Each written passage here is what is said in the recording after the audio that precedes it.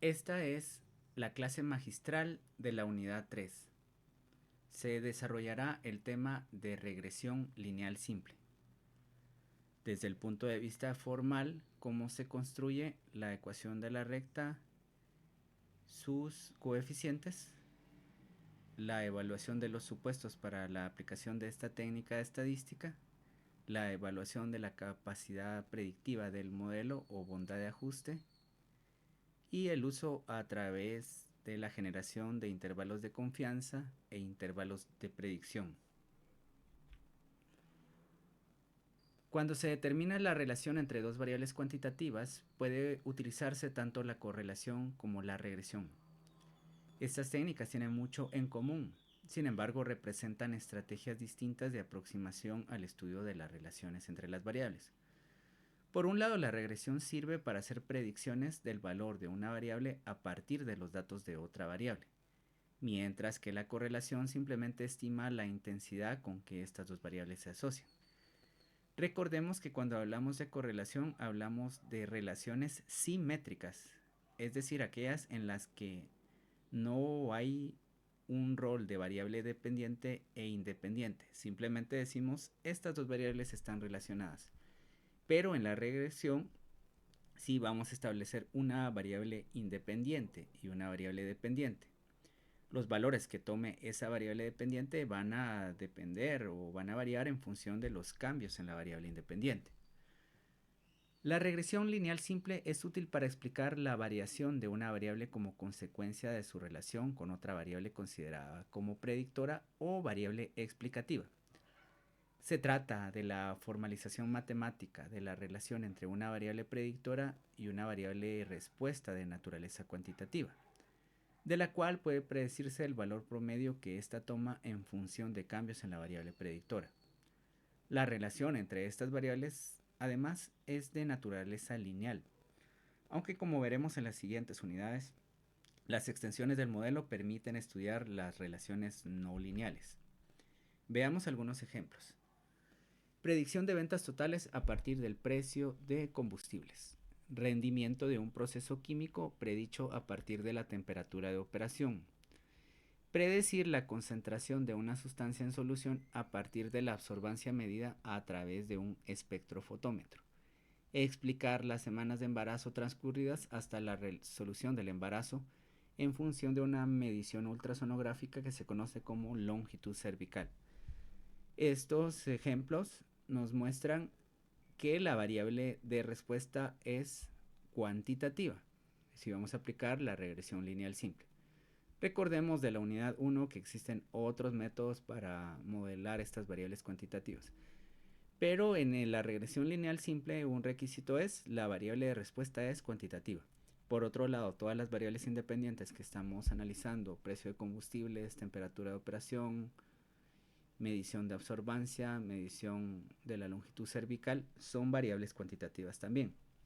Veremos en la siguiente unidad que se pueden utilizar variables cualitativas como variables predictoras o independientes en este tipo de regresión. Ahora bien, en este otro ejemplo voy a acotar tanto la variable de respuesta como la variable predictora por sus características en particular. El tiempo promedio para trasladarse 10 kilómetros dentro de una ciudad es nuestra variable dependiente y este es un indicador. ¿Y qué es un indicador? Bueno, veamos alguna definición. No existe una definición oficial por parte de algún organismo nacional o internacional sobre algunas referencias como herramientas para clarificar y definir de forma más precisa objetivos e impactos. Son medidas verificables de cambio o resultado diseñadas para contar con un estándar para evaluación, estimación o demostrar progreso. Con respecto a metas establecidas, facilitan el reparto de insumos, produciendo productos y alcanzando objetivos.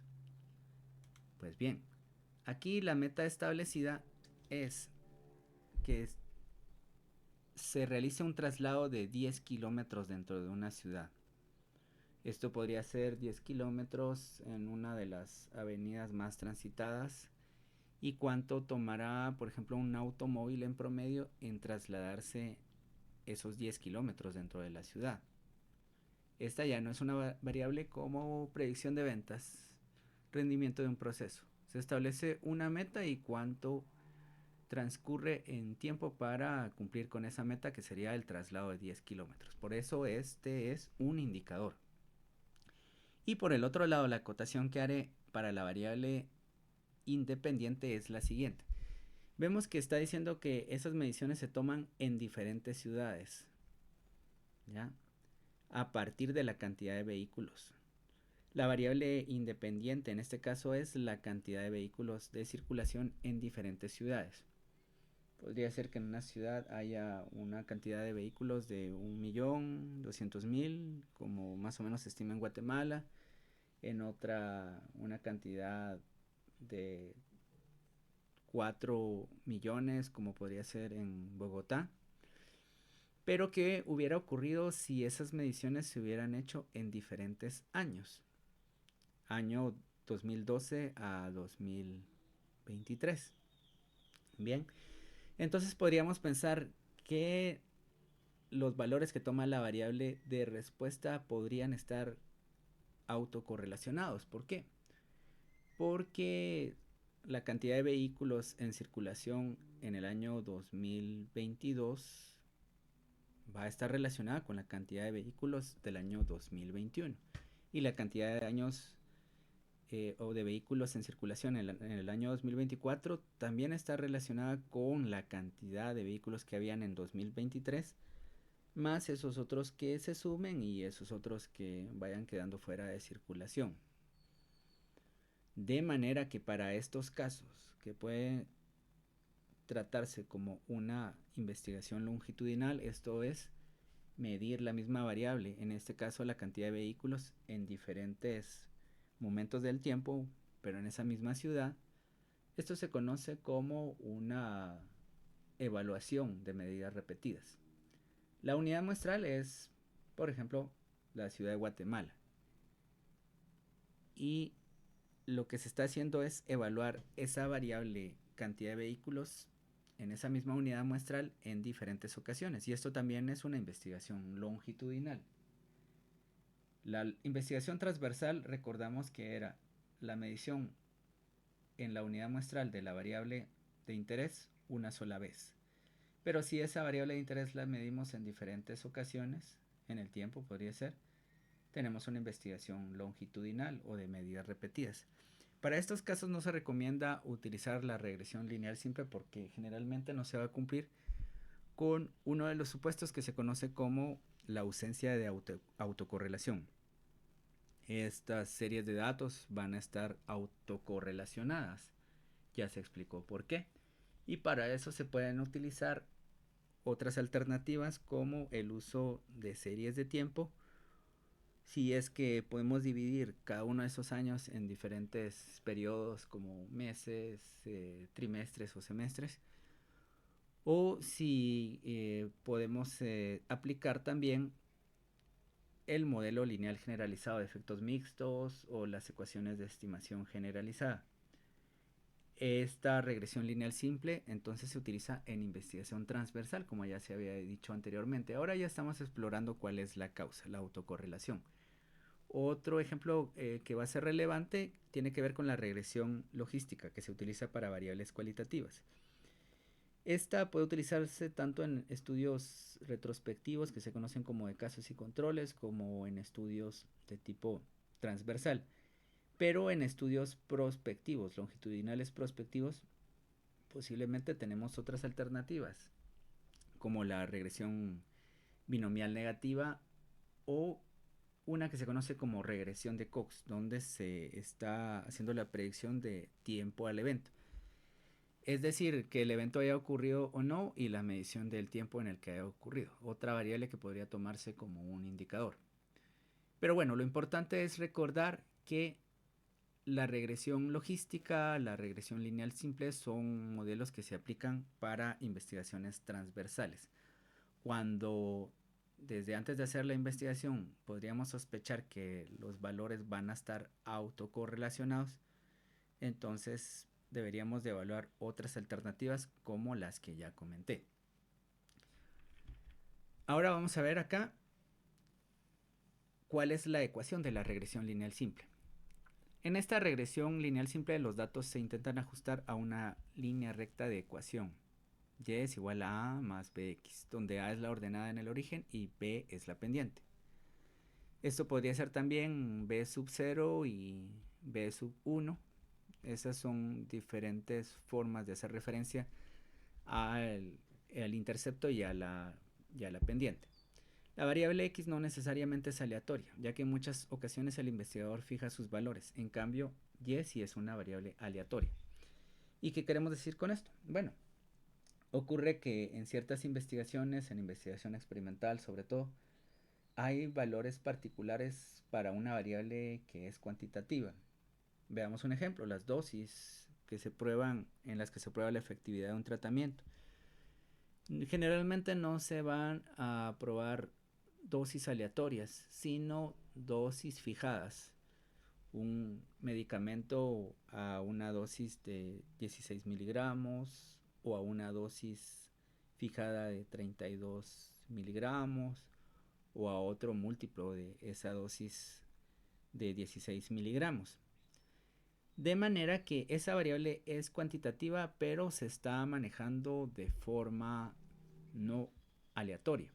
Sin embargo, la variable aleatoria siempre va a ser la variable de respuesta y siempre va a ser una variable aleatoria en este modelo. Es decir, va a tomar cualquier valor. Y debemos de tomar en cuenta que esto va a tener sentido para las variables que vayamos a seleccionar. Por lo tanto, una variable de naturaleza cuantitativa puede ser de tipo discreta o de tipo continua. Si tenemos que el modelo nos va a arrojar estimaciones como 3.5, esto no tiene sentido para una variable discreta. El tener 3.5 hijos no tiene sentido. Para eso pueden realizarse correcciones de continuidad, hacer transformaciones, aplicar otros modelos que son ideales para este tipo de variables. Pero pensemos en la aplicación de la regresión lineal simple para variables de naturaleza continua. Además, es importante indicar que el predictor puede ser también una variable cualitativa. Para ello se crean las llamadas variables dummy. Como ya se dijo anteriormente, en esta regresión lineal simple o en esta regresión lineal múltiple pueden haber también variables cualitativas. Esta es la representación gráfica de una regresión lineal simple.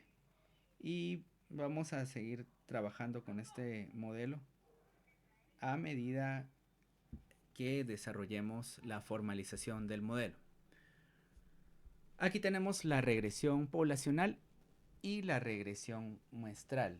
¿Cómo vamos a explicar todas estas ecuaciones que nos van a permitir hacer una predicción de la variable dependiente?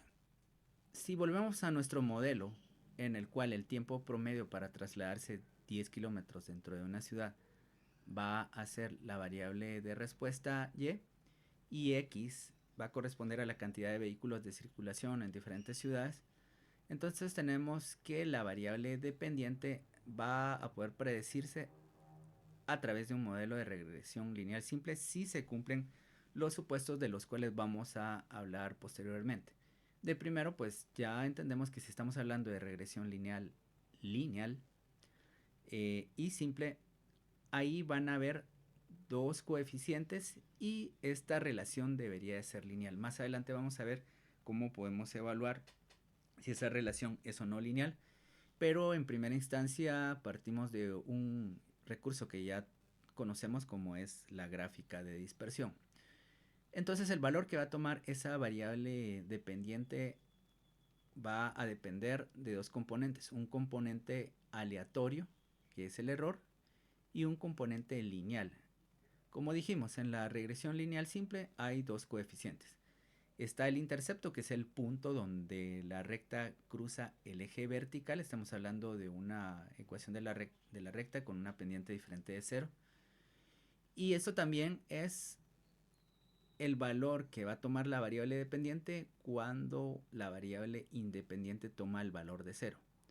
También deberíamos de trabajar la regresión lineal con variables de razón y no con variables de intervalo.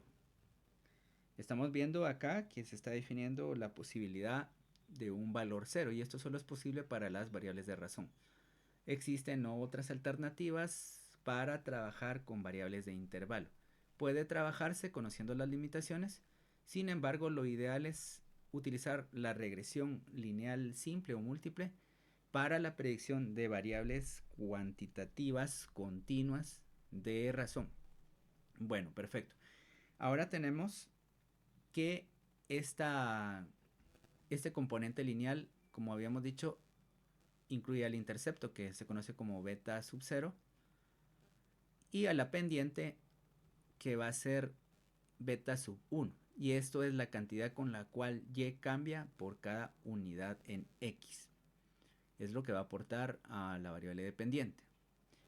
Ese beta sub 1 va a ser una pendiente poblacional. Por definición, esa beta sub 1 debería de ser, si es que tiene una capacidad predictiva de este modelo, debe corresponder a una pendiente diferente de 0, ya sea negativa o positiva. Recordemos que una pendiente negativa nos habla de una relación indirecta y una pendiente positiva de una relación directa. Pero también tenemos un término de error. ¿Y qué va a ser ese término de error? Se conoce también como el error del modelo. Esto es todo lo que el componente lineal no puede explicar de la variabilidad de la variable dependiente. Podríamos pensar que es necesario una regresión lineal múltiple si ese error es alto. ¿Y cómo podemos saber si ese error es alto? Si las predicciones no son buenas, pues no hay forma de medir ese error aleatorio, al menos no en esta pendiente poblacional o en este modelo poblacional. Lo que vamos a tener es que si el resultado de la predicción va a ser malo en general, se prevé que hay un error aleatorio alto. ¿Y cómo hacemos para que disminuya ese error aleatorio? Bueno, ya se ha comentado bastante en la primera unidad, pero vamos a recordar aquí dos aspectos: incluir otras variables predictivas o incluir una mejor variable predictiva. Luego están todos los aspectos relacionados con el muestreo que podrán y los sesgos que podrán trabajarse o recordarse en la unidad número 1. Y aquí está entonces esta regresión lineal poblacional y la regresión estimada o la regresión lineal de la muestra. Es importante indicar acá que tenemos una línea recta que corresponde al modelo estadístico de regresión lineal simple. Y este modelo estadístico se va a ir comparando con las observaciones que se tienen de la variable de respuesta. ¿Y de qué se trata? Bueno, vamos a regresar a esta gráfica después, pero en primera instancia aquí tenemos las ecuaciones para la regresión poblacional y muestral. En términos generales, en la aplicación del análisis de regresión se va a hacer una representación del proceso estudiado por medio de un modelo poblacional y se calcula un modelo estimado, que es el que tenemos acá a nuestra derecha. ¿A partir de qué? A partir de los datos de los que se dispone, que son observaciones tanto para la variable independiente x como la variable dependiente y. Hay un valor observado de y que corresponde a un valor observado de x. Es decir, ese valor observado corresponde a la realidad. Y nosotros vamos a calcular a través de esos datos un modelo de regresión a través del método de mínimos cuadrados. Y ese modelo poblacional es el que tenemos por acá, donde para todo valor medio de y, o va a existir un nivel medio de y para todo valor de x. Esto también puede entenderse como la esperanza matemática de y o del valor promedio de y cuando x toma un valor específico que tenemos por acá y dado por esta ecuación. Luego tenemos que el valor observado efectivo de y para un valor de x va a estar dado por esta ecuación, donde beta sub 0 y beta sub 1 son los coeficientes del modelo poblacional y e es un término de error aleatorio. Un error aleatorio para la inferencia estadística, en el cual ese error aleatorio va a ser todo lo que no explica la ecuación. Y luego vamos a tener un valor predicho que se va a calcular a partir de la ecuación que ya se ha estimado para la muestra. Aquí tenemos la ecuación de la muestra y luego un valor predicho para cualquier x va a estar dado por la ecuación, ¿verdad? El valor de x multiplicado por la pendiente que se ha estimado más el valor del intercepto. Esto nos va a dar un valor y circunflejo sub 1. De esa manera vamos a estimar todos los valores que conforman esa recta para cualquier valor de x, ahí están definidos, incluso valores que no se habían observado. Si solo teníamos estas mediciones, las vamos a renombrar x1, x2, x3, por ejemplo, y hacemos una recta de aquí para acá. No existe un valor que se haya utilizado en la realidad, ¿verdad? En esos datos que esté entre x sub 2 y x sub 3. De manera que podemos hacer interpolaciones, porque ya hay un valor pronosticado para la recta para cualquier valor de x. De ahí vamos entendiendo mejor que hay una regresión lineal poblacional. Ahora bien, dijimos, existe este que es un y particular, un y predicho, y para esto va a haber un valor de y observado. En este caso no lo tenemos, pero veamos este punto donde sí lo hay.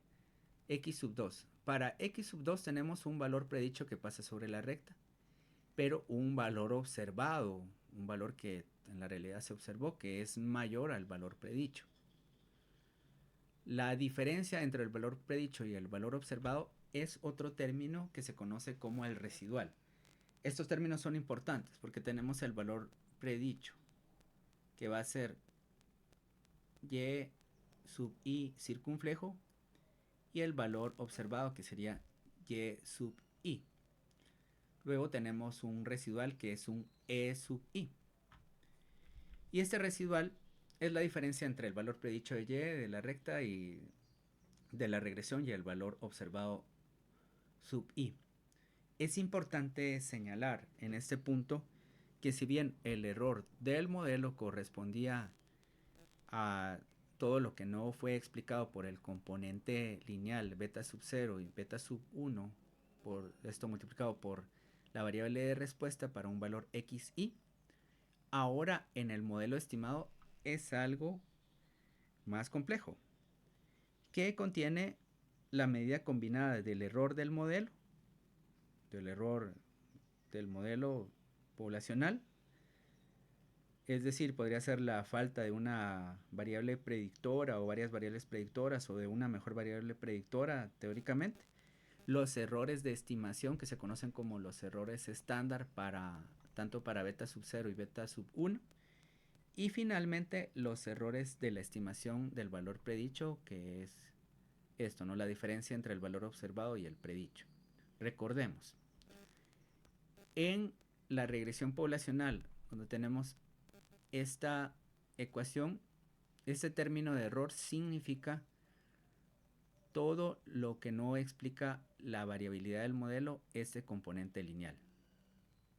Eso es lo que tenemos ahí.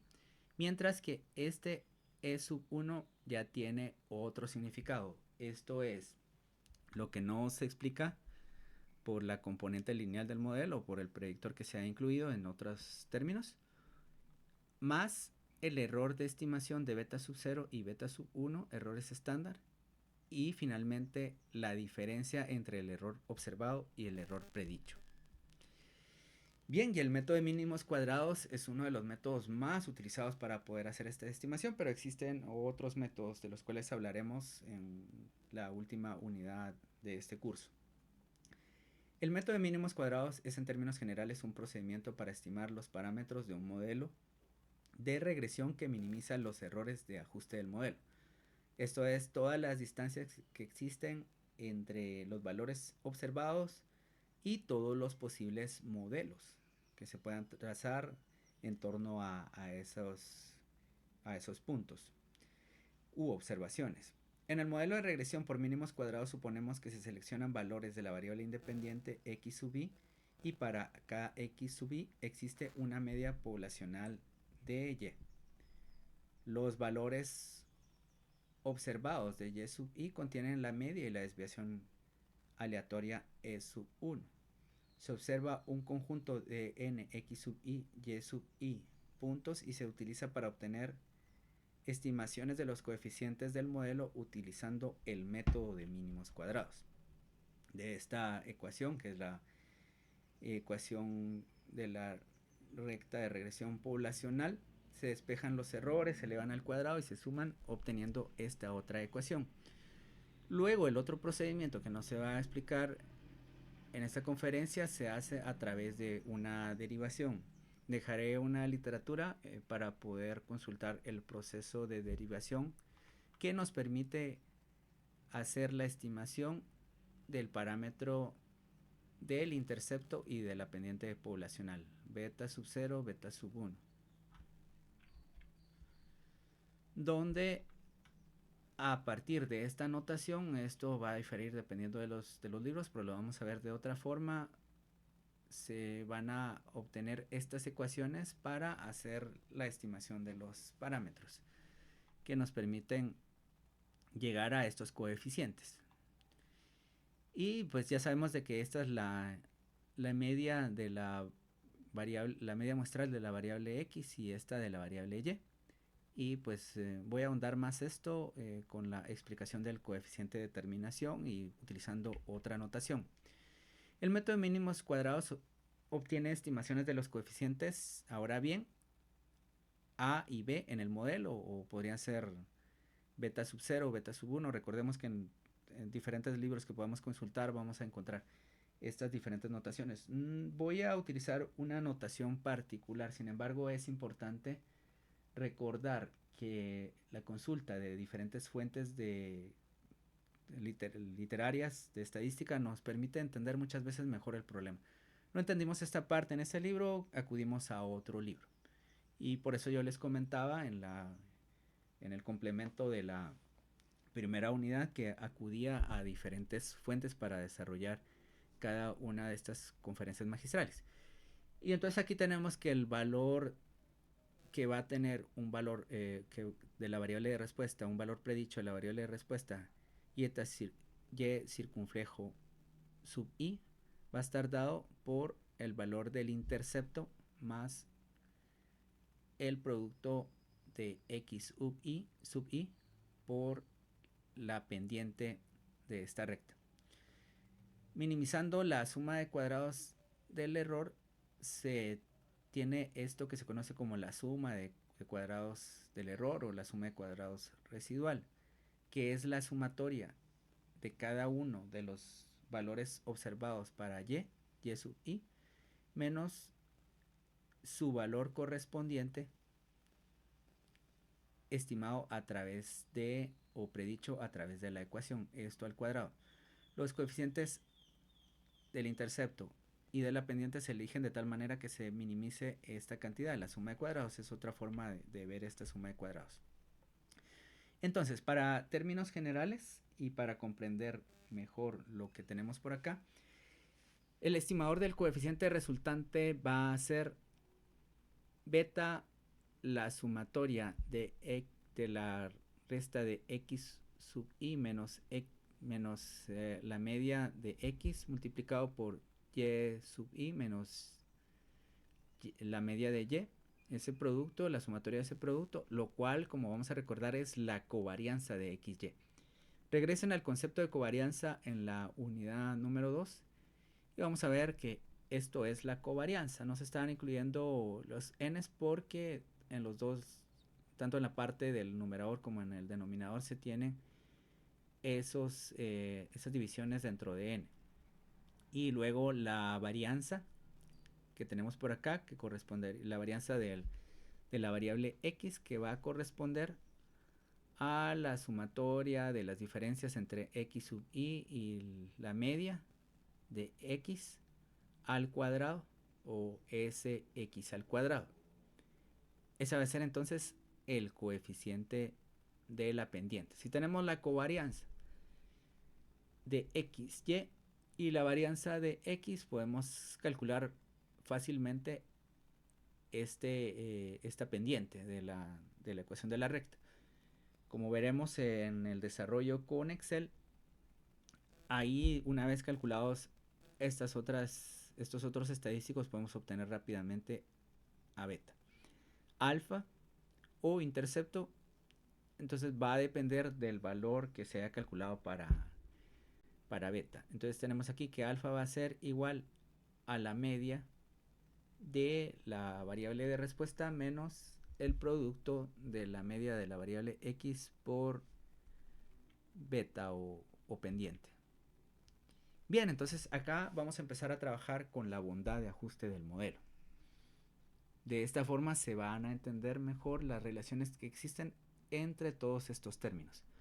Si se eleva al cuadrado la distancia desde cada punto observado hasta la recta de mínimos cuadrados y se suman esos valores para todos esos puntos, el total que resulta será menor que el total calculado en forma semejante para cualquier otra recta que pueda trazarse a través de los puntos. Y esto nos lo va a decir el método de mínimos cuadrados. De primero recordemos que esta recta que aparece por acá tiene una pendiente igual a 0. Ninguna capacidad predictiva para la variable y, porque a medida que hay diferentes valores para x, los valores de y se van a mantener más o menos constantes. Entonces vamos a tomar esta recta con pendiente 0 como una recta de referencia. Y si tenemos la media de la variable y lo ubicamos acá, cuando ya tenemos un modelo de regresión basado en estas observaciones, vamos a pensar que esta va a ser una recta de referencia. La media de y nos va a servir para poder establecer más adelante un análisis gráfico donde definamos los valores de apalancamiento o leverage, que combinado con un valor de residual atípico nos podría dar un valor que tenga bastante influencia sobre la pendiente poblacional, y en todo caso va a influir bastante en la capacidad predictiva del modelo, ya sea de forma negativa o positiva. Lo importante acá es recordar que esta línea recta que corresponde a la media de la variable de respuesta y va a ser nuestra referencia como un modelo con una capacidad explicativa nula. Entonces expliquemos todos y cada uno de estos valores que aparecen por acá. En primera instancia, tenemos que para un conjunto de observaciones medidas en x como en y, variable independiente y variable dependiente, se traza una recta a través del método de mínimos cuadrados. Aquí podríamos tener diferentes rectas con diferentes pendientes, una así, otra así, pero a través del proceso de mínimos cuadrados se sabe que esta es la mejor recta, porque la suma de las diferencias entre estos residuos y la suma vertical de las distancias entre este residuo con este modelo que se ha creado de este otro residuo, la distancia vertical con este otro, la distancia vertical de esta observación con esta, y en conjunto se puede obtener a través de ese proceso de derivación una recta que tenga como coeficientes beta sub 1 y beta sub 0, o intercepto y pendiente, una suma de menores distancias o las distancias mínimas de todas esas observaciones respecto a la recta. Ahora bien, ya tenemos también nuestro modelo por acá. Este modelo va a tener todos los posibles valores predichos para la variable de respuesta dados un valor de x. Para los valores que sí se observaron en la realidad, como otros que pueden estar dentro de este rango de predicción para x y que no se observaron. Podemos tener, por ejemplo, un valor de 100 centímetros para esta variable y un valor no observado de 101 centímetros o de 99 centímetros. Y la recta de este modelo de regresión sí nos permite determinar un valor predicho. Pero lo importante es comparar los valores observados y los valores predichos. Entonces, este es un valor observado, como este otro que aparece por acá. La ecuación de la recta es y igual a menos 216 más 3.46 por x. Esto quiere decir que el intercepto va a tocar esta recta en un punto, va a tocar la vertical de esto, el eje y, en un valor negativo, que no aparece por acá. Aquí tenemos de 0 a 260. Y el intercepto, recordemos que es el valor donde toca a ese eje y. Y en este caso lo está tocando en un valor negativo, menos 216. La pendiente poblacional, la pendiente de este modelo es de naturaleza o de signo positivo. Pues encontramos una relación que a medida que aumentan los valores de x van a aumentar los valores de y. Sin embargo, si el intercepto es negativo o es positivo, solo nos está diciendo que toca el eje y, o ya sea en un valor de esta recta negativo o en un valor positivo, o un valor por arriba de 0 o un valor por debajo de 0. Eso nos está diciendo el intercepto. Bien, entonces acá tenemos que este va a ser un valor observado y este es su correspondiente valor predicho. La distancia vertical entre este valor observado y su correspondiente valor predicho va a ser el residual E1. Pero analicemos ahora con relación a la recta de referencia, que ya habíamos dicho que es una recta con una pendiente de 0 y que corresponde a la media de y. La distancia entre la desviación, un valor observado, por ejemplo este que está acá, este y sub 1, y la media de y, va a conocerse como la desviación total. ¿Sí? La desviación total. Esto es y sub i menos la media de y. Esta es una distancia y es la distancia más grande de todas las que tenemos en esta ecuación. La otra distancia va a ser la desviación inexplicada y esto es la distancia entre el y sub i y el y predicho. Por eso tenemos acá y circunflejo. Bueno, esta relación de desviación inexplicada está acá, y sub i menos y predicho. Esto es lo que no permite explicar el modelo. ¿Ya? Existe una desviación inexplicada para este valor, para este valor, para este valor y para este valor. Como podemos ver, la desviación inexplicada para este valor es más grande que la desviación inexplicada para este valor o para este valor, que son valores que se ajustan bastante a la recta. La desviación explicada para este valor, porque también lo podemos ver como residuales que presentan el signo contrario de este valor que tenemos para acá con relación a la recta. Esta distancia vertical es más grande que la distancia vertical entre este otro valor que aparece por acá y este por acá. Entonces, para ciertas observaciones en X van a haber desviaciones inexplicadas más grandes o más pequeñas o más cercanas o más alejadas a 0. Y luego tenemos la desviación explicada. Si esta es la desviación total, lo que le va a restar a la desviación explicada va a ser una desviación, o a la desviación total, lo que le va a restar va a ser la desviación explicada. Y esto es la distancia entre y circunflejo sub i y y medio. Acá tenemos y medio. Bueno, pues aquí está y medio. Recordemos todas estas relaciones que existen acá o todas las diferencias. Desviación total entre y sub i y un modelo nulo de desviación total. Distancia entre y sub i y el valor predicho, desviación que no está explicada por el modelo de regresión. Esto es, por lo tanto, y sub i menos y predicho.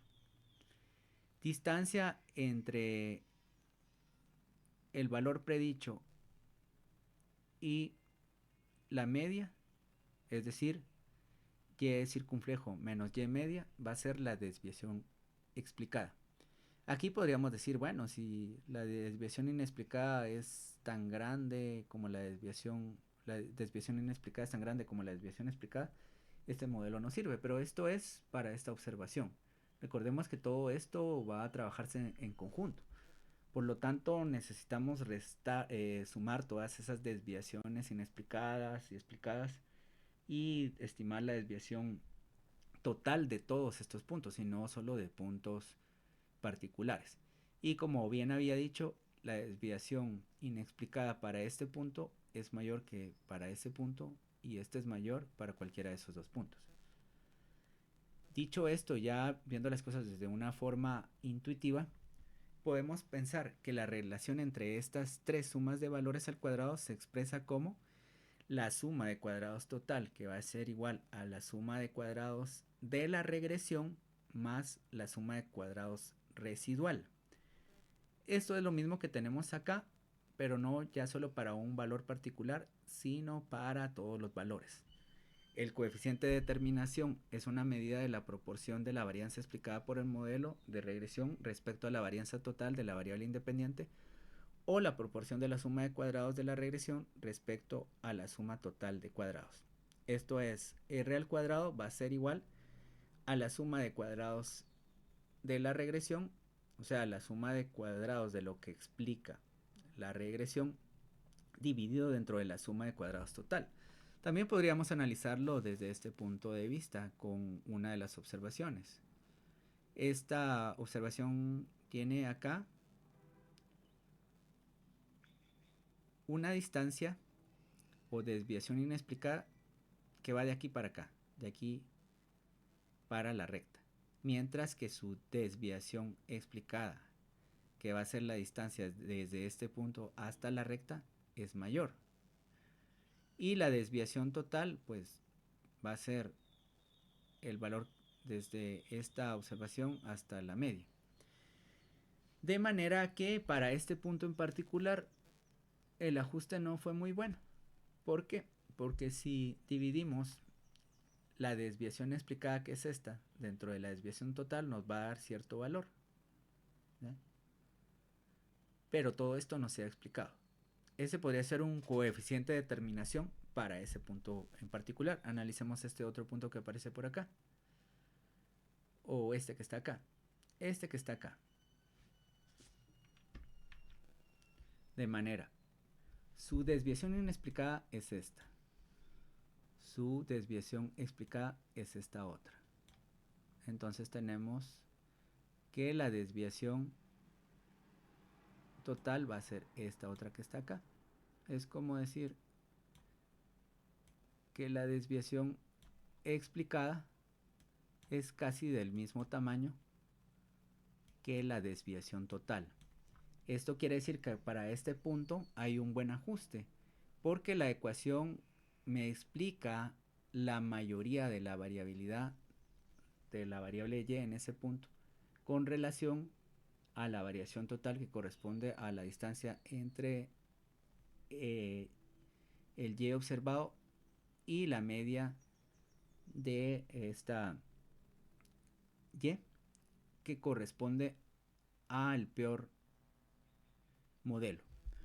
Recordemos, si tenemos aquí diferentes modelos, los vamos a comparar para los mismos valores observados. Estos son valores experimentales tanto en X como en Y. Por eso es que son parecidos eso, porque básicamente son los mismos modelos. Si tenemos este modelo, posiblemente sea el mejor en explicar la relación entre estas variables que este otro que está acá, que incluso es negativo. Otro que pudiera pasar por acá si es vertical es el peor modelo, porque no explica nada de la variación en Y con respecto a los valores que toma X.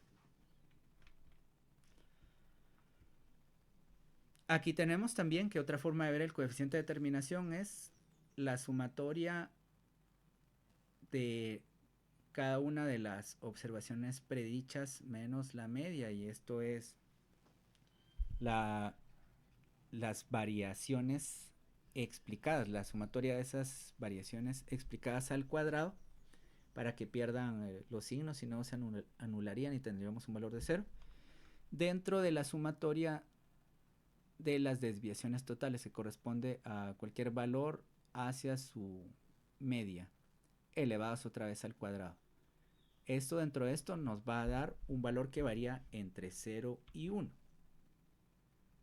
donde si nos acercamos más a 1 tenemos una mayor capacidad explicativa del modelo, y más nos acercamos a 0 vamos a tener una menor capacidad predictiva. Pues sigamos analizándolo de forma intuitiva.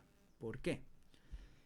Si la capacidad explicativa del modelo, es decir, todos los puntos se alejan demasiado del modelo, entonces vamos a tener una desviación explicada del modelo muy pequeña con relación a la desviación total, que sería la variabilidad en la variable de y.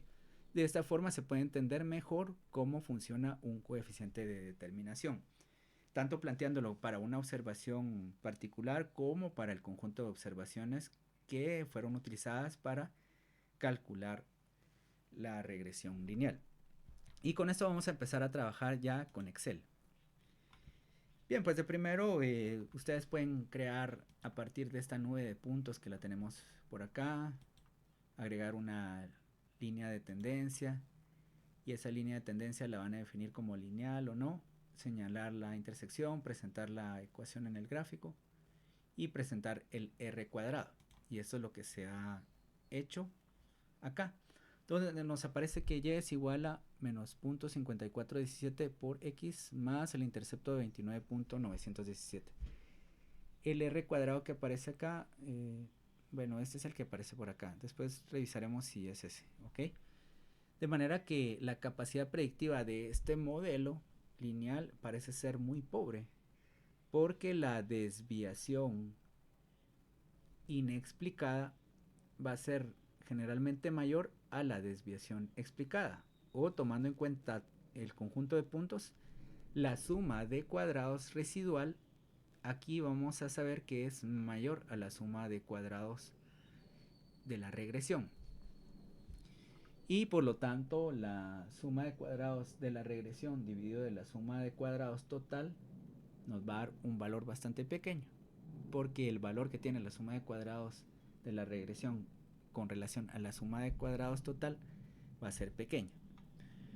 Bien, talla de madre, talla de hija, y empezamos a hacer la estimación de esto. Recordemos que aquí tenemos beta va a corresponder a lo que ya habíamos calculado de la unidad anterior, la covarianza. Y aquí aparecen todas las fórmulas. Covarianza X y Y dividido la varianza de X, que esa varianza de X pues estamos haciendo referencia a la celda R32, que nos muestra la desviación estándar, pero necesitamos esto al cuadrado. Es así que ya hemos determinado el parámetro o el coeficiente beta de la regresión lineal simple. Alfa sabemos que tiene esta fórmula. El promedio de Y nos hace referencia en algún lugar de esta plantilla al promedio de Y, menos la pendiente que tenemos por acá multiplicada por el promedio de X. Y este promedio de X y de Y aparecen por acá. Promedio de Y y promedio de X. Luego, la suma de cuadrados total dada por X sub I menos la media de Y, todo esto al cuadrado y una sumatoria, la vamos a encontrar en K1380. K1380 aparece por acá. Y esto es Y sub I menos la media de Y elevado al cuadrado y finalmente una sumatoria de cada una de esas diferencias elevadas al cuadrado. Suma de cuadrados total. Nos adelantamos aquí, la suma de cuadrados de la regresión es igual a y predicho menos y media elevado al cuadrado, su suma, y suma de cuadrado residual y sub i menos y predicho al cuadrado y su suma. ¿Cómo obtenemos y predicho que aparece por acá? Y predicho va a ser igual a el valor que tenemos de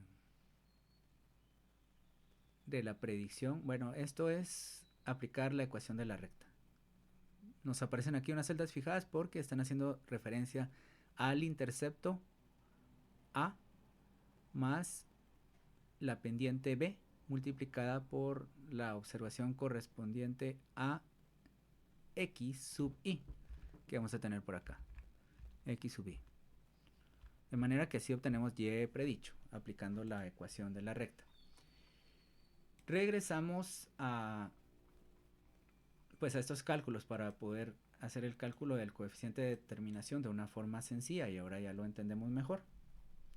Y decimos, la suma de cuadrados total ya se obtuvo, la suma de cuadrados de la regresión y la suma de cuadrados residual. R al cuadrado va a ser entonces la resta de suma de cuadrados de la regresión dentro de la suma de cuadrados total.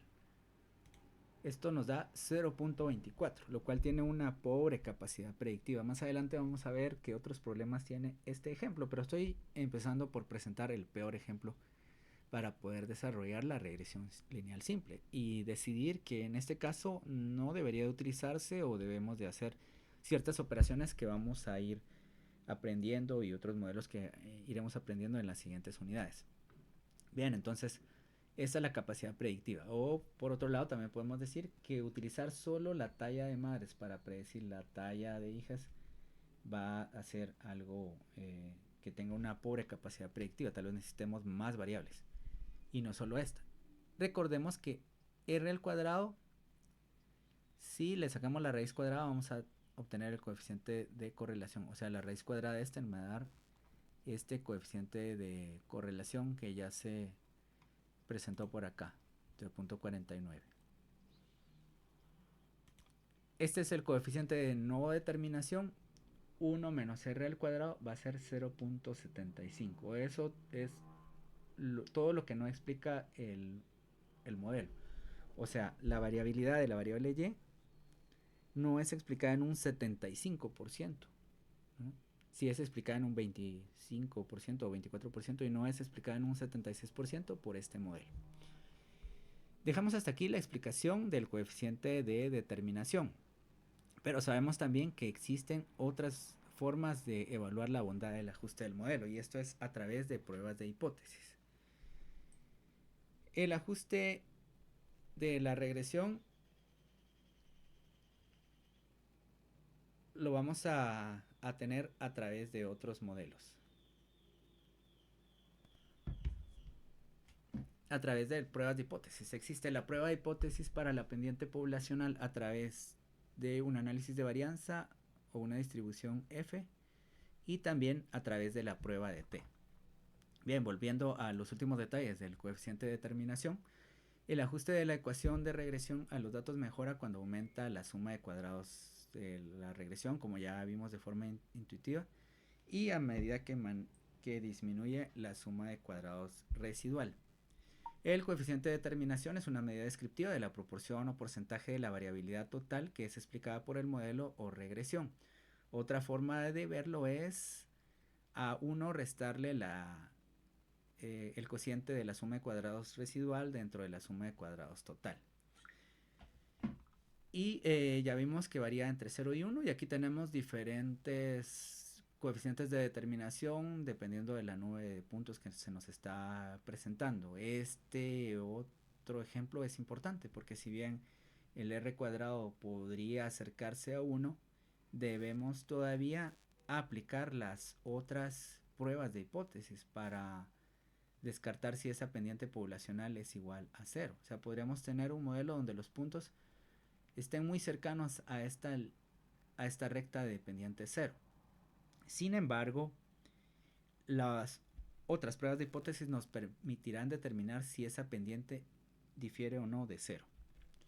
Y para eso vamos a empezar con el análisis de varianza. La descomposición de la variabilidad puede servir para poner a prueba la hipótesis que la hipótesis nula que la pendiente poblacional es igual a cero. Una pendiente poblacional igual a cero se representa gráficamente así, donde el modelo no tiene ninguna capacidad predictiva para la variabilidad de la variable y con respecto a los valores que va tomando la variable x. Los grados de libertad asociados con la suma de cuadrados de la regresión son iguales al número de constantes de la ecuación de la regresión menos 1. Estos grados de libertad nos permitirán hacer esos cálculos y hacer la interpretación a través de las tablas correspondientes. La razón que resulta de dividir al cuadrado medio de la regresión o el cuadrado medio de la regresión entre el cuadrado medio del error o cuadrado medio residual va a seguir una distribución f con 1 y n menos 2 grados de libertad.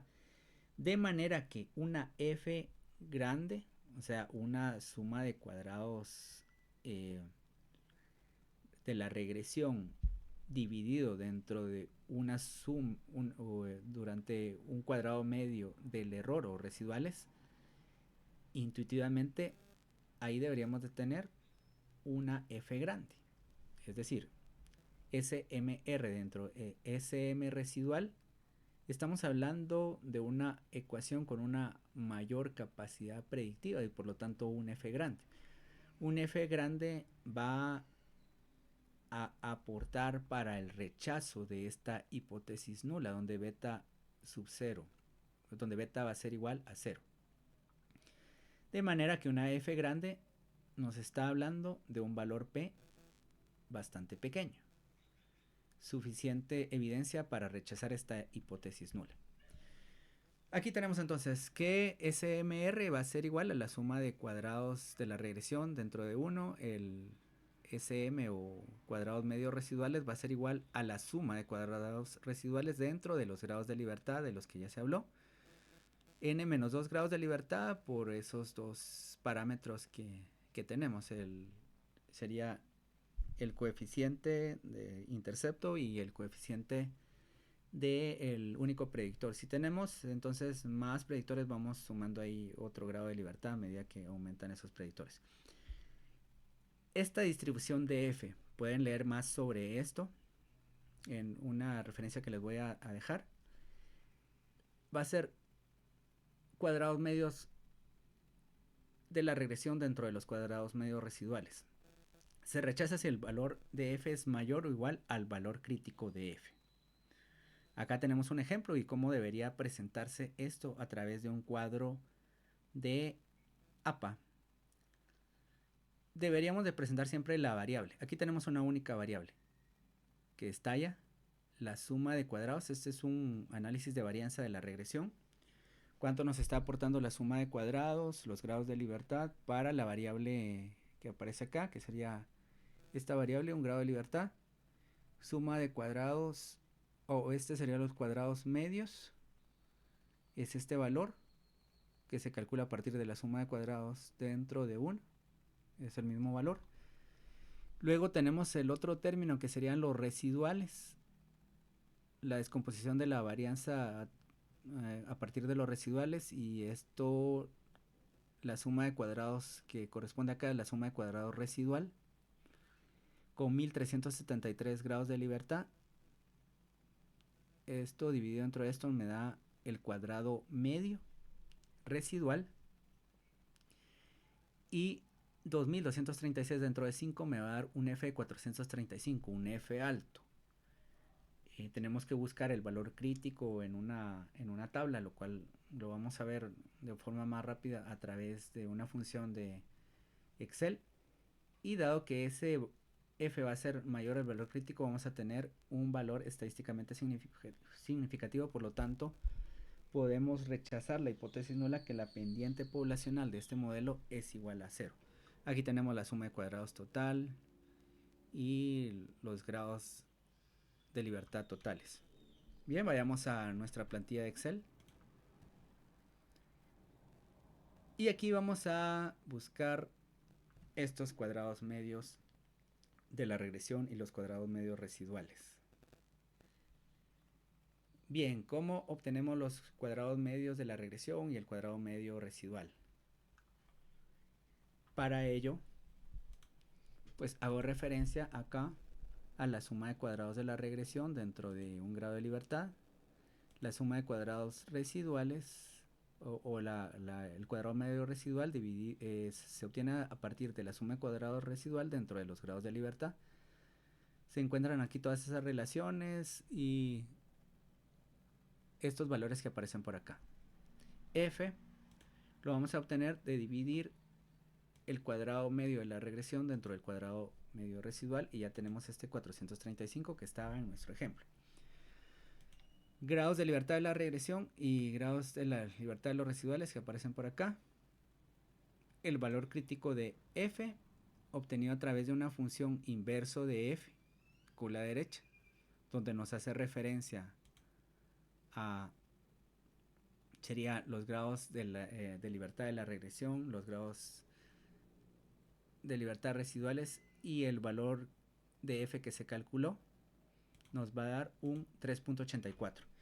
De manera que todo lo que esté por arriba de ese 3.84 va a considerarse como un valor en la zona de rechazo de la hipótesis nula. ¿Ya? En métodos paramétricos ustedes verán los conceptos de zona de aceptación y de rechazo de la hipótesis nula. Posiblemente ya lo estén viendo para una prueba de Z. Y si no, se recomienda para esto revisar esos conceptos. Se dejará material adicional para que revisen eso de forma práctica. Este valor crítico de f, la comparación, este valor crítico de f comparado con este nos dice que hay un rechazo a la hipótesis nula, pero este valor de f tiene su valor p correspondiente, donde se utiliza la fórmula distribución f con la derecha, que nos pide el nivel de significancia y también, nos va a pedir más bien estos términos: grados de libertad de la regresión, de los residuales y R129 que corresponde a este valor de f. Esto es entonces 3.2169. Ahora esto solo nos pide el nivel de significancia que aparece mucho más arriba, grados de libertad de la regresión y grados de la libertad de los residuales. Este me pide estos grados de libertad, pero en vez de pedir nuestro nivel de significancia me pide el valor de f calculado, un valor p altamente significativo. Aquí esta tabla se está construyendo a partir de todos esos valores que se han calculado anteriormente. Y bueno, esto es para el análisis de varianza. Cuando el número de grados de libertad es pequeño, el coeficiente de determinación está sesgado positivamente, es decir, tiende a ser un número grande. El cociente de determinación ajustado se considera un estimador insesgado del coeficiente de determinación poblacional, rho al cuadrado. Así que el r cuadrado ajustado es igual al cuadrado medio residual dentro del cuadrado medio total. ¿Y esto qué es lo que nos da? Bueno, aquí tenemos unos ejemplos. En estos ejemplos vemos que esta es una muestra grande y esta es una muestra pequeña. 1375 observaciones, tomando en cuenta que estos son grados de libertad, y 15 observaciones, tomando en cuenta que estos son grados de libertad.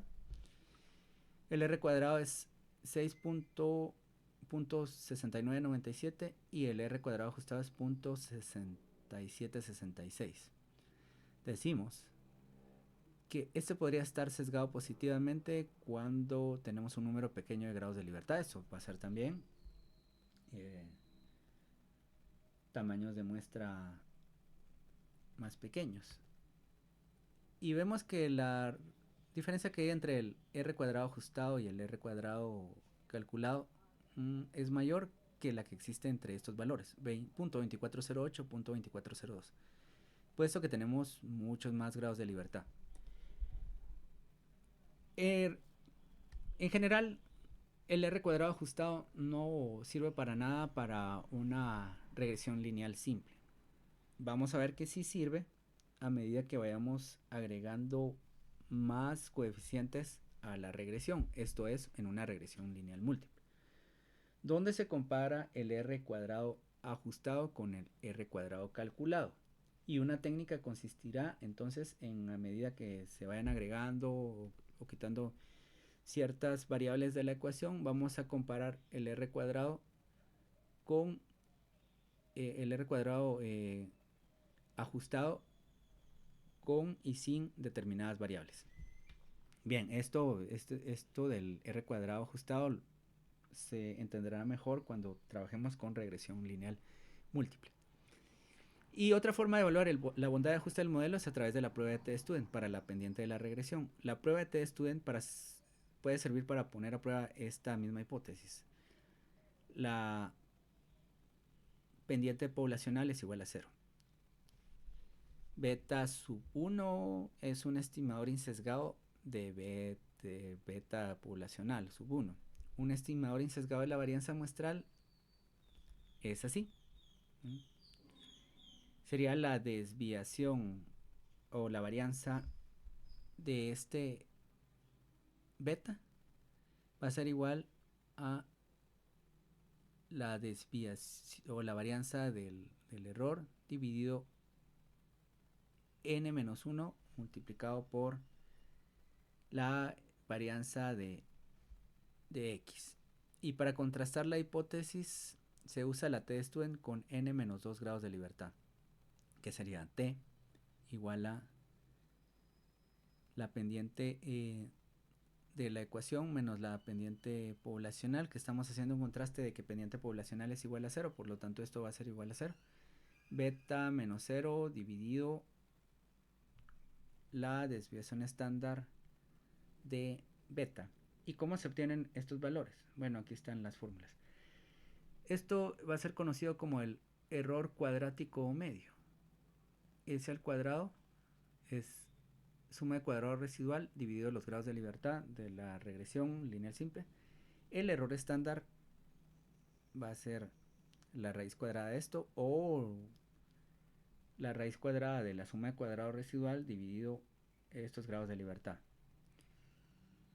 Y esta desviación típica de beta va a ser igual al error estándar dividido la raíz de la sumatoria de x sub i al cuadrado menos la sumatoria de x sub i, todo esto elevado al cuadrado dividido n.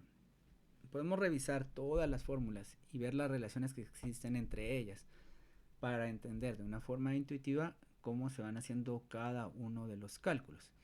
Pero por el momento conviene explicar que este es el error estándar de estimación de cada uno de los parámetros. Existe un error estándar para la estimación del intercepto y de la pendiente. Por el momento solo nos interesa el de la pendiente, que nos servirá para aplicar la prueba de t-student. Y asimismo podemos tener un intervalo de confianza para la pendiente de la regresión. El intervalo de confianza va a estar dado por la pendiente más menos el valor crítico de t a alfa dividido 2 con n menos 2 grados de libertad. Esto multiplicado por la desviación típica de la pendiente. El intervalo presenta la precisión de la estimación de la pendiente y su amplitud se relaciona de forma directa con el error estándar.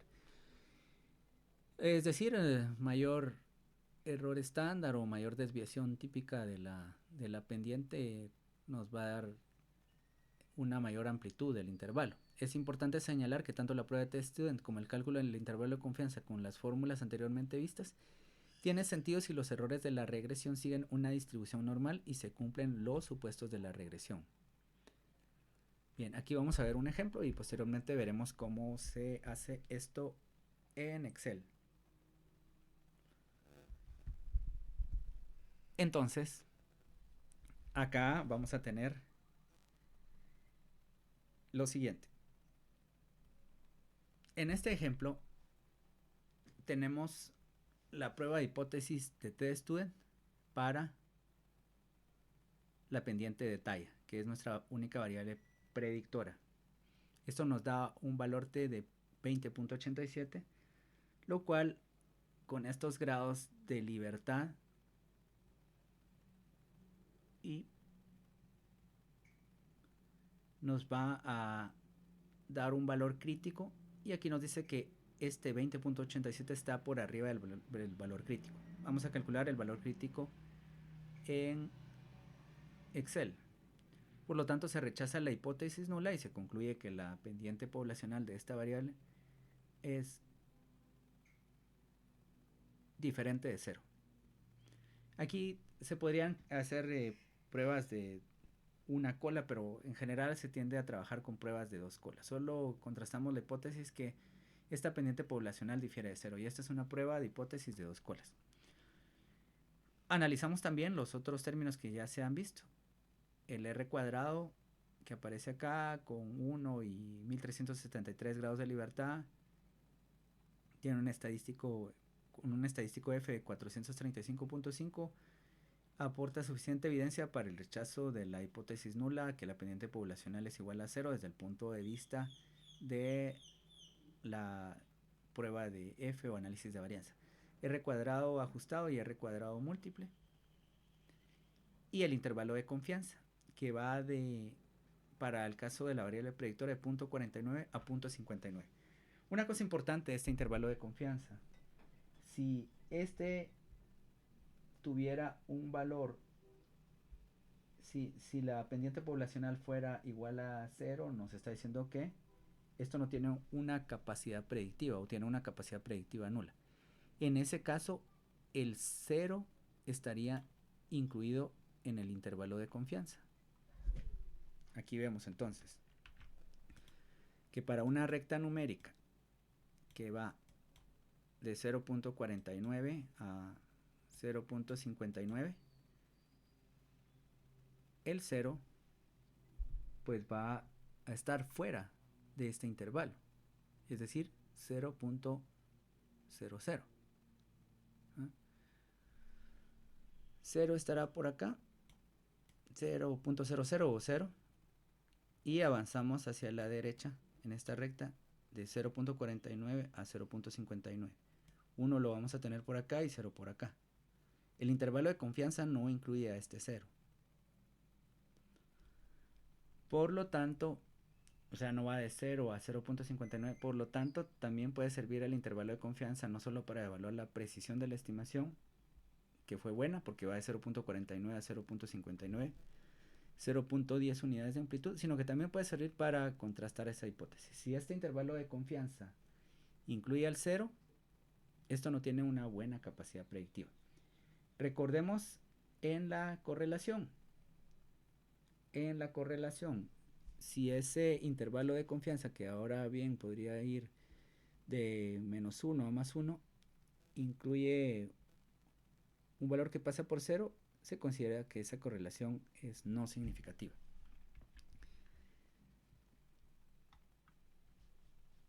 Ahora bien, vamos a evaluar los supuestos y hacer un análisis gráfico. La validez del análisis de regresión lineal depende de los siguientes supuestos: ausencia de errores de medición, linealidad, normalidad, homocedasticidad, independencia de las observaciones, y en general que la variable x debe estar medida sin error o con muy poco error. Bueno, regresamos a Excel. Aquí está. Este que tenemos por acá, que es el error estándar, se calcula con esta fórmula. El error típico de la pendiente con esta otra. Llegamos hasta acá. La t, que va a ser beta sobre el error típico de la pendiente, calculado a partir del error de estimación, aparece por acá. El valor crítico de dos colas para estos grados de libertad, que serían R50, R52, vamos a regresar a estos puntos. R50 grados de libertad, n-2 grados de libertad. Y R52, un nivel de significancia de 0.5%. Tomando esas consideraciones, entonces tenemos que nuestra T va a ser igual a 20. 20 está en la zona de rechazo a la hipótesis nula, que limita en 1.96 del lado positivo. Este va a ser el valor P correspondiente a este T, es estadísticamente significativo. Y para el intervalo de confianza calculamos el valor T crítico n-2 grados de libertad alfa partido 2, que va a ser inversa de T de 2 colas para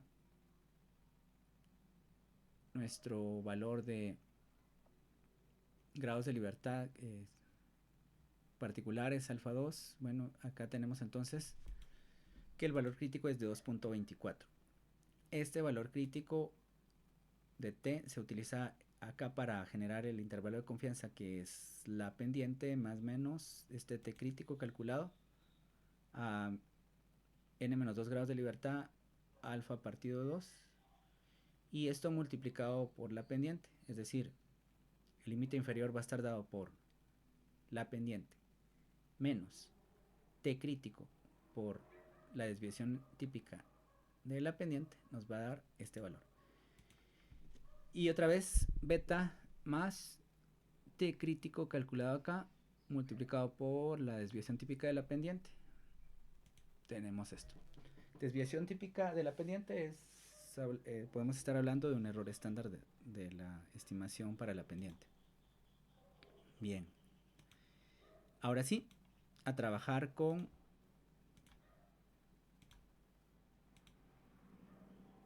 la evaluación de supuestos. La linealidad, ¿cómo se evalúa? Se evalúa a través de la gráfica de residuales frente a datos pronosticados. La normalidad a cualquier valor de X, la población de los valores potenciales del término de error tiene una distribución normal. Se evalúa con los métodos ya utilizados en la correlación. En este caso se evalúa la distribución de probabilidad de los residuos. Homocedasticidad. Las poblaciones diferentes de los valores potenciales del término de error que corresponde a los distintos valores de X tienen igual varianza. Existe el test de Bruch-Pagan a partir del y también a partir de gráficos residuales frente a datos pronosticados. En el test de Bruch-Pagan tenemos lo siguiente, que la hipótesis nula implica que hay homocedasticidad.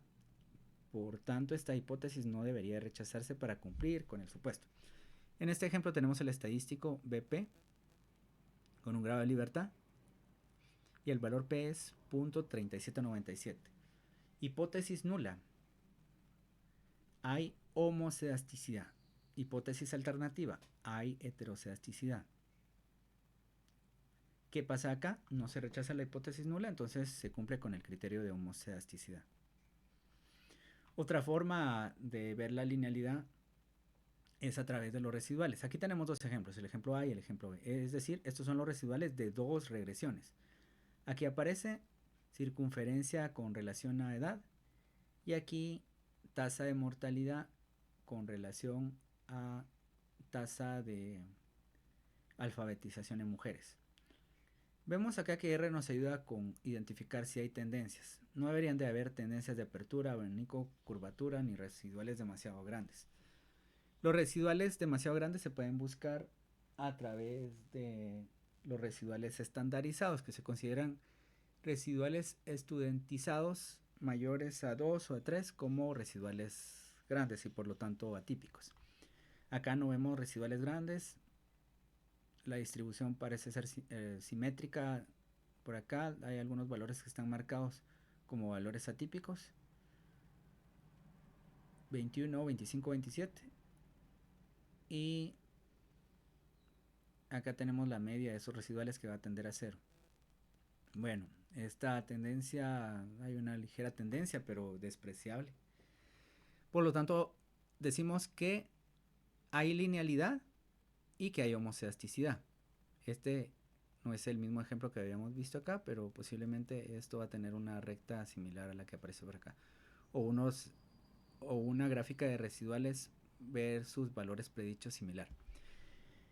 En esta misma gráfica de valores predichos y residuales, pero para otro ejemplo en el cual se encontraba que no había una relación lineal, la voy a buscar por acá en el script de que sería datos UNICEF.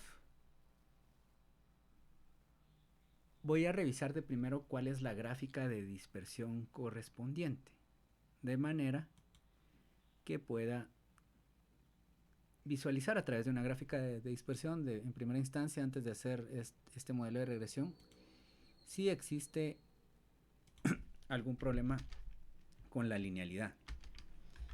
Bien, entonces acá hacemos el plot y podemos ver que esta relación parece ser no lineal. A esta gráfica de dispersión y a la aplicación de un modelo de regresión lineal simple va a corresponder esta gráfica de valores predichos frente a residuales. Recordemos, aquí dice residuals versus fitted. En el idioma español no existe la palabra versus, se utiliza frente a. La residuales frente a valores predichos. Aquí sí encontramos una curvatura definitiva. Bien, ahora veamos la ausencia de autocorrelación. Cualquier valor del término de error es estadísticamente independiente de cualquier otro valor del error. Es decir, el valor del término de error epsilon que corresponde a un valor observado de y es estadísticamente independiente del valor del término de error correspondiente a cualquier otro valor observado de y. Aquí contamos con estos tests Durbin-Watson, que es el más utilizado, pero este tiene una particularidad. Nos habla de la presencia de autocorrelación en observaciones consecutivas. Test de Lunchbox, de Bruce Godfrey, de los cuales se hablará en las clases siguientes, sobre todo en regresión lineal múltiple. Y la hipótesis nula nos dice que las observaciones tienen una autocorrelación de cero. Buscamos que la autocorrelación sea igual a cero. Para este ejemplo se rechaza la hipótesis nula. Entonces vemos que sí hay una autocorrelación, o una autocorrelación, nos lo dice R acá, mayor a cero. Por lo tanto, debe cumplirse que el número de residuales positivos es aproximadamente igual al número de residuales negativos. La población de los valores potenciales del término de error está normalmente distribuida. Los residuales están distribuidos de forma aleatoria y la media de los residuales es 0 y la varianza no depende del valor de x. Los residuales no muestran tendencias de curvatura u abanico. Esos supuestos se pueden evaluar y lo que se conoce como el análisis residual es importante en este caso. Se van a desarrollar más ejemplos en la parte práctica para entender mejor esto, y cuando hablemos de regresión lineal múltiple se va a seguir trabajando con el análisis residual. Bien, veamos que existen también otros conceptos que son importantes para conocer la calidad de nuestra predicción, y con esto el término leverage es la distancia que tiene el valor de la predictora en una observación respecto a la medida de dicha predictora. Cuando más grande sea el efecto de palanca, más potencial tiene esa observación de influir en los coeficientes del modelo de regresión. Una observación situada en un extremo de la predictora tiene capacidad de influir mucho en la pendiente en función de su valor de respuesta. Y los valores atípicos, los outliers, son observaciones inusuales que no se adaptan al patrón del resto de datos. Se identifican por un residual grande, valores mayores a 2 o a 3 cuando tenemos la gráfica de residuales estudiantizados, y son muy informativos en la regresión lineal múltiple. Veamos en este ejemplo que hemos desarrollado en R cuál va a ser el análisis gráfico correspondiente. Para ello se va a utilizar, se va a crear de primero un modelo. Ya se ha creado el modelo y voy a ver de primero este plot que aparece por acá y este plot que aparece por acá. Vamos a visualizar mejor. Este que aparece por acá corresponde a residuales contra valores predichos. Ya lo analizamos. Ahora veamos.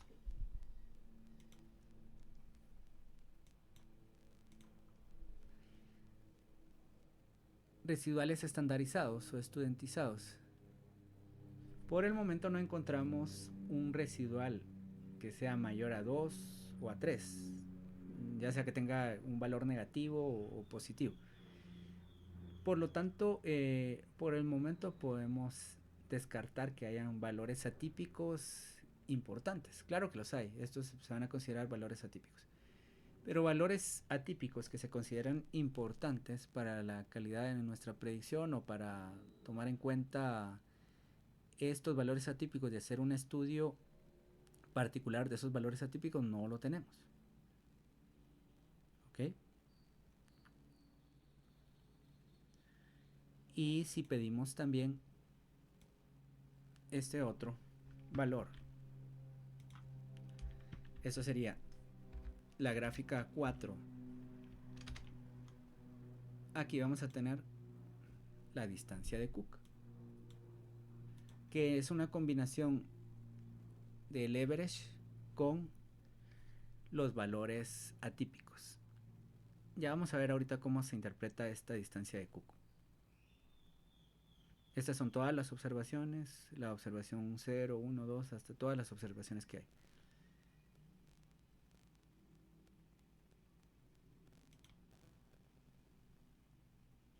Luego,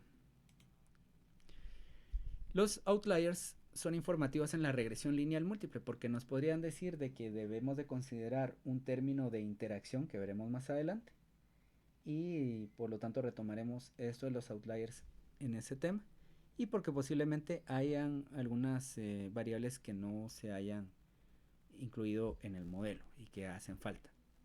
Aquí tenemos ejemplos. El average nos está hablando de que hay una distancia alta con respecto a la media de y, que le vamos a buscar por acá. Entonces dice un leverage alto y aquí también un leverage alto. Este leverage es bajo porque está cercano a la media de y este también. Este no es influyente porque no se considera un valor atípico. Este tampoco es influyente aunque se considere un valor atípico. ¿Por qué no es influyente? Porque tiene poco leverage. Entonces podemos tener aquí varias conclusiones. Este no es influyente, no influye sobre el parámetro de la pendiente de la regresión y ya vamos a ver qué significa esto, porque tiene bajo leverage y no es un valor atípico. El que tenemos en el siguiente panel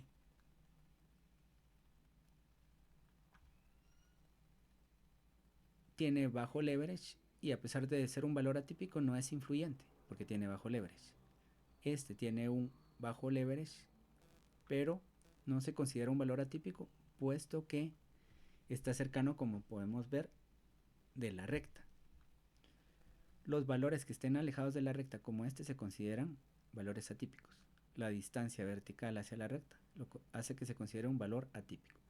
Además tiene alto leverage porque se aleja de la media de y. Un valor que es un valor atípico importante que tiene un leverage alto se considera un valor influyente. Ahorita vamos a ver qué significa el valor influyente.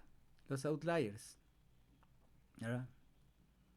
No es un outlier, está cercano a la recta. Este sí es un outlier porque está alejado de la recta. Este está alejado de x y los valores de y, pero está cercano de la recta. Este está alejado de otros valores de y es un outlier porque es un valor que de un residual que tiene, es decir, un residual grande. Este es similar a otros valores de x, pero está alejado de la recta. Un outlier. Este está alejado de x y de los valores y. y es un outlier por la distancia con la recta. Y ahora tenemos puntos influyentes, influential data points. Un punto tiene mucha influencia si su eliminación causa un gran cambio en los coeficientes del modelo. Un punto con bastante leverage y que es un outlier puede tener mucha influencia en la ecuación de la recta. Eso quiere decir que estos valores con alto leverage y que son outliers importantes, si quitamos estos puntos, el valor de la pendiente va a cambiar bastante en ausencia de ellos, porque tienen una influencia grande en la ecuación de la recta. Luego, las distancias de Cook. Combinan la magnitud del outlier con el leverage en un solo estadístico. Valores superiores a 1 deben de ser examinados. Y entonces regresamos a nuestro ejemplo, por acá. No tenemos una distancia de Cook superior a 1 para ninguno de estas observaciones. De manera que no encontramos aquí un valor que tenga una distancia de Cook que nos indique que hay, ¿qué cosa? Bueno, un influential data point o un punto influyente. Con esta distancia de Cook, para este ejemplo vimos que no hay un punto influyente.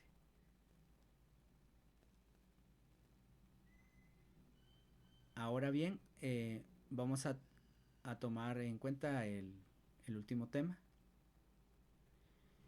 que es predicción. La ecuación de la predicción a través de ciertos manejos matemáticos adicionales nos puede servir para la predicción de y para una x dada. Cumplida la suposición de normalidad, puede obtenerse un intervalo de predicción para un valor pronosticado de y. Aquí está la fórmula, no vamos a entrar en detalles, esto se va a realizar a través de R. Y estimar, y lo otro que podemos hacer es estimar una media de y para una x dada.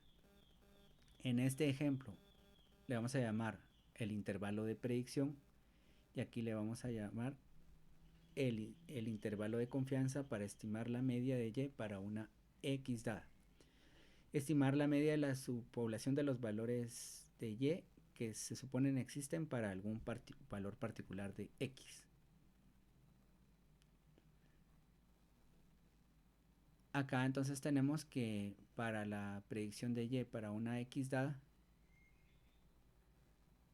esta va a ser la ecuación. Aquí, para el ejemplo, predecir la circunferencia de un árbol medida en milímetros a partir de su edad en días. En R tenemos los comandos predict, model. En un data frame que le hemos llamado observación 750, le podemos llamar como queramos, se ha almacenado un valor de x dado cuando la edad es igual a 750 días. Por eso le puse como nombre observación 750. Entonces la lógica es predict, la forma en que hayamos nombrado nuestro modelo de regresión, un data frame que contenga a la x dada, el nivel, en este caso de 95%, y el intervalo que vamos a desarrollar, ya sea de predicción o de confianza. Entonces para el intervalo de predicción tenemos que va de 48 a 146 y el intervalo que nos sirve para la media de y va de 88 a 106. Este es un intervalo más reducido porque este se va a basar en lo siguiente.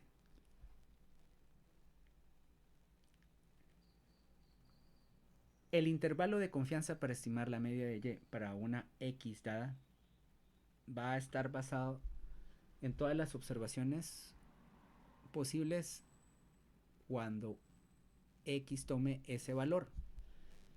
Mientras que para este caso se va a predecir los valores que toma y a partir de un único x, de un único valor. De manera que aquí intuitivamente tenemos una muestra más pequeña que cuando estamos aplicando este otro. Y así